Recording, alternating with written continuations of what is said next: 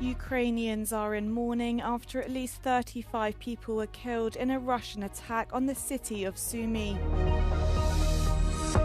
The EU has announced a €1.6 billion financial aid package for Palestinians in Gaza, Jerusalem and the West Bank. US President Donald Trump claims he's fixed inflation amid market turmoil triggered by his global tariffs. Ukrainians are in mourning after at least 35 people, including children, were killed in a Russian attack on the city of Sumy on Palm Sunday. It was the second large-scale Russian attack to claim civilian lives in just over a week, striking an area housing a number of religious buildings, according to Ukraine's emergency services. Люди йшли на богослужіння, тому дуже багато було травмованих, поранених, тіла навіть лежали тут на вулиці, тому The attack has sparked international condemnation, which was welcomed by Ukrainian President Volodymyr Zelensky, who called for more pressure on Russia to end the war. Вони там в Москві зараз не бояться. І якщо не буде достатньо сильного тиску на Росію, вони надалі робитимуть те, до чого вони звикли. Надалі воюватимуть. Meanwhile, Russia has claimed the missiles were targeting Ukrainian military commanders and their Western colleagues in Sumy, insisting its forces only strike military targets. The European Union has announced a financial aid package of up to €1.6 billion to support Palestinians and fund development initiatives in the West Bank, Jerusalem and the Gaza Strip. Over the course of 2 years, more than a third of the funding will go directly to the Palestinian Authority, aimed at improving financial sustainability, democratic governance and private sector development. Our program aims to support the Palestinian people in building a sustainable future. It's about governing capacity, it's about advanced economic recovery, it's about strengthening the resilience of the private sector. The announcement came as Israel expanded its offensive across Gaza over the weekend, striking a hospital in Gaza City and forcing patients to evacuate as attacks intensified across the Strip. Israel's military said in a statement it has struck more than 90 militant targets within 48 hours, including command centres, tunnels and weapons. Greece has signed an agreement with France for the purchase of 16 anti-ship missiles as part of its mission to bolster its defence through arms procurement. Greek Defence Minister Nikos Dendias formally signed the deal in Athens on Monday alongside his French counterpart Sebastian Lecornu. Η Ελλάδα είναι πάντοτε βέβαιη, ότι η Γαλλία θα λαμβάνει υπόψη στις αποφάσεις της την ασφάλεια της Ελλάδας και την ανάγκη να διατηρεί η Ελλάδα συγκριτικό τεχνολογικό πλεονέκτημα αποτροπής έναντι των δυνάμεων του αναθεωρητισμού. Είναι γνωστό σε όλους, δεν το έχουμε κρύψει, η Ελλάδα δεν απειλεί, αλλά απειλείται. It's the latest in a series of purchases of military equipment from France and comes as Athens has said it will spend €25 billion over the next decade to modernise its military. The programme is largely aimed at addressing tensions with neighbouring Turkey amid their long-standing disputes over boundaries in the Aegean Sea and Eastern Mediterranean. Hungary's parliament has passed an amendment to the constitution that allows the government to ban public events by LGBTQ+ communities. The amendment declares that children's rights to moral, physical and spiritual development supersede any right other than the right to life, including the right to peaceful assembly. The amendment, which required a 2/3 vote, passed along party lines with 140 votes for and 21 against. Legal scholars and critics are calling this another step towards authoritarianism.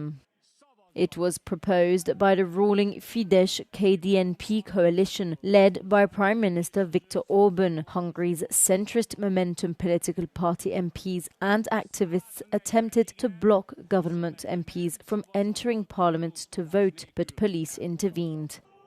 The amendment upholds a ban on public LGBTQ+ events, including Budapest Pride. Ilyen elemi indulatot váltott ki belőlem, amire úgy érzem, hogy függetlenül attól, hogy milyen stratégiai megfontolásaim vannak, valahogy ezt le kell vezetnem, és valahogy részt kell vennem a társadalmi ellenállásban, ez ellen a tényleg szörnyűséges törvényjavaslat ellen. Szerintem Magyarország már túllépte azt a határt, ahol átfordultunk demokráciából, talán még az autokráciából is egy nem egy jó irányba.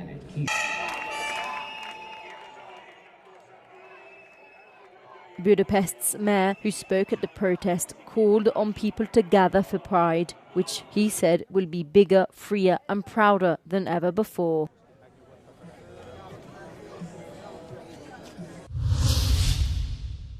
US President Donald Trump claims he's fixed inflation, despite the recent market turmoil triggered by his enactment of global tariffs. We have to solve problems, and we already solved inflation. You know, if you look at the numbers are incredible, actually.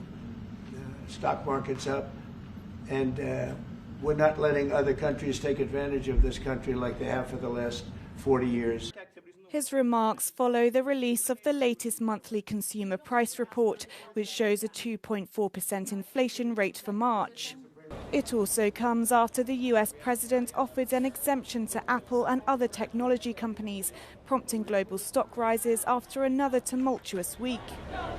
Trump has since announced he might temporarily exempt the auto industry from tariffs to give car makers time to adjust their supply chains. However, many economists remain reluctant to view a single consumer report as evidence of a broader trend and continue to fear that Trump's tariffs will raise prices and harm the economy. Talks between Iran and the US over Tehran's rapidly advancing nuclear program appeared ready on Monday to leave the Middle East for Rome. The confirmation comes after Italy's foreign minister separately told journalists that the Italian government has given its go-ahead to host the talks. The first talks ended in Oman, a location Iran has confirmed will not hold the next round of talks.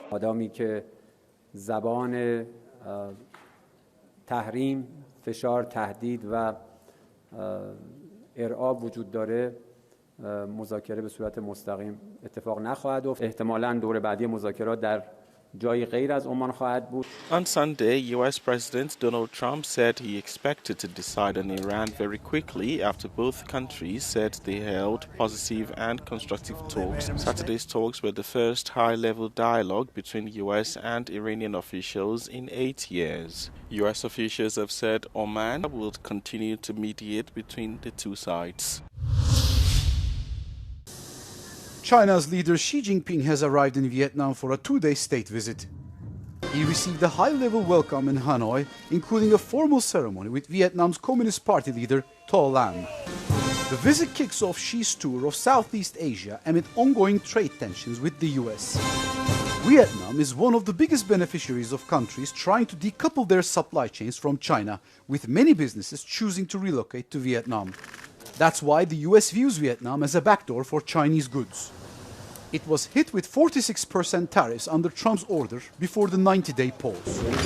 In an editorial, Xi stressed his commitment to global trade, warning against tariff wars, referencing recent US moves under President Trump. There are no winners in a tariff war, Xi wrote. The trip is seen as a chance for Beijing to shore up alliances and counter American trade barriers. Xi is scheduled to visit Malaysia and Cambodia next. The death of Mario Vargas Llosa is a significant loss for world literature. In Spain, the Prime Minister expressed deep sorrow, calling him a true master of words. The royal family also extended their condolences to his family through a message on social media. Pues me ha impactado, fíjate. Me ha impactado porque a mí me encanta Mario Vargas Llosa, me chifla. Ha habido obras de él que me han puesto malísima, como La fiesta del chivo, que me pareció tremenda, pero luego es un tío que La tía Julia y el escribidor, por ejemplo, es una maravilla. Tiene obras muy representativas de la literatura española, pero sobre todo a mí me gustaba él personalmente. Muy grande, la lengua hispanoamericana, la lengua castellana, vamos. De sus novelas, todas ellas, los artículos que escribía, La piedra de toque que escribía, por ejemplo, en El País, que era maravillosa, pues novelas desde Conversaciones en la Catedral, La Casa Verde, etcétera. Soy un gran fan de él y estoy muy triste por su muerte. Mario Vargas Llosa's work is also influenced by European books. Living in cities like Paris and London shaped the writer's life. Also, his later years in Spain. Darío Villanueva, former head of the Royal Spanish Academy, told Euronews that his work is the best Spanish literature of the last century. In Madrid, Roberto Macedonio, Euronews. An all-female celebrity crew that included Katy Perry and Jeff Bezos' fiancée Lauren Sanchez launched off into space on Monday before coming quickly back down to Earth on the same day. It was the latest wave of Bezos' space tourism in which the women travelled in Blue Origin's capsule. The New Shepard rocket, which blasted off from West Texas, could be seen being cheered on by Khloe and Kris Kardashian. Even after the latest launch, women represent barely 15% of the more than 700 people who have travelled into space. Also part of the 10-minute fully automated flight were film producer Kirian Flynn, former NASA engineer Aisha Bowie, Amanda Nguyen, a space scientist, and Gayle King, an American news anchor. Bezos started space tourist flights in 2021.